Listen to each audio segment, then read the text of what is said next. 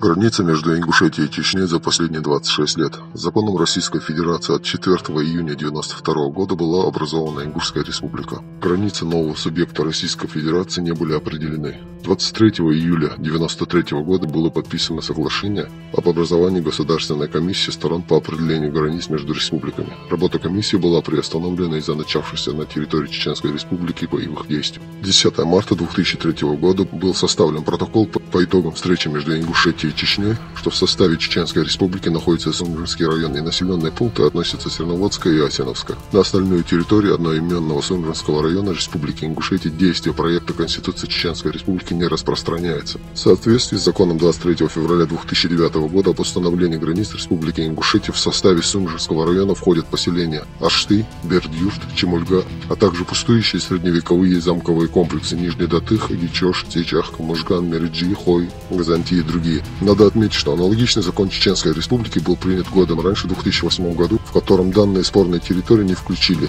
Это доказывает факт, что чеченская сторона раньше ингушской определила границы муниципальных районов и не претендовала на передаваемые территории в 2018 году. Впоследствии в 2009 в соответствии с распоряжением правительства Российской Федерации территория Сунгурского района была включена в заповедник Эрзый. После соглашения 26 сентября Чеченской республики перешли территории, которые никогда не рассматривались прежде как чеченские, а Ингушетия потеряла более 30 тысяч гектаров земли, как в горной лесистой части, так и на равнине, и огромное количество исторических, стратегически важных объектов.